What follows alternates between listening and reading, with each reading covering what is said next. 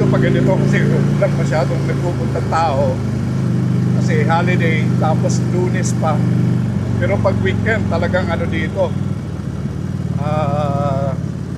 nakakainis kasi ang dami dito nagpupuntang mga naka road bike at tutulin. Ginagawa nilang racing field to. Eh, tutuli ka dito eh, ang ganda-ganda ng ano. Paano mo mai-enjoy yung ano, yung view, di ba? Kung tutulin ka ng gusto. Mga chill ride lang dapat ganito. Ayan oh. Oh, di ba? Ganda dito. Ayan.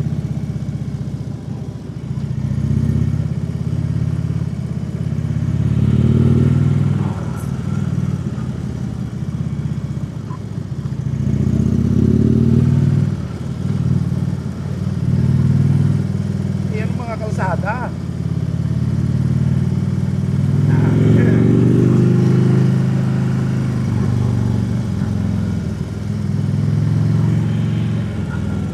Ano ka lang, slowly lang para ma-enjoy mo yung daan tsaka yung view. Hindi mo kailangan magpatulin, ha? Sakto lang.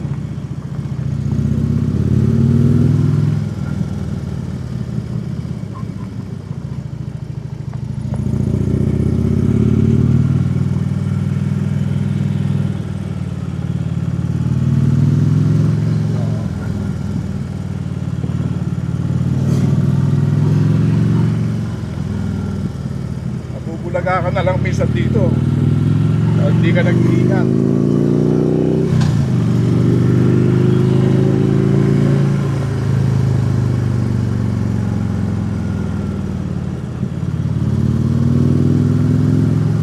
Ganda dito, ano?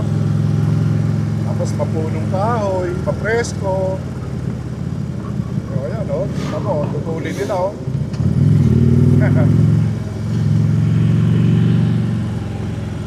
Bagay, magagaan kasi yung bike nila eh. Pwedeng iwas-iwas sa daan. Yung bike natin medyo mabigat. Nasa kulang-kulang 900 pounds. Kaya pag naitumba mo to, medyo kailangan eh makuha mo yung technique para mo siya itatayo mag-isa. Unless meron tutulong sa'yo, okay lang. Pero pag wala, kailangan eh tsagaan mo paano mo itatayo yung bike na almost like 1,000 pounds.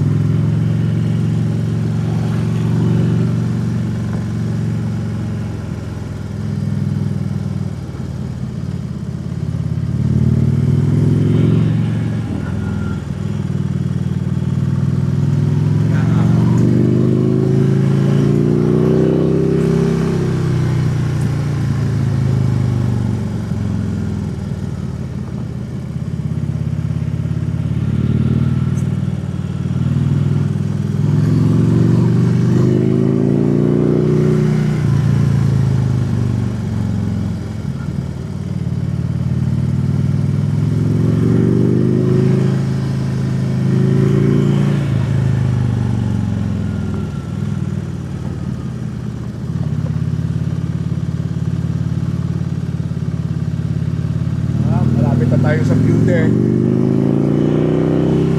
Yan na yung view deck.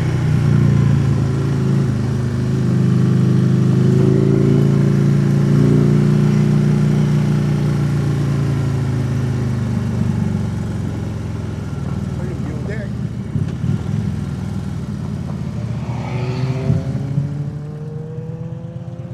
Tigil tayo dito sa view deck.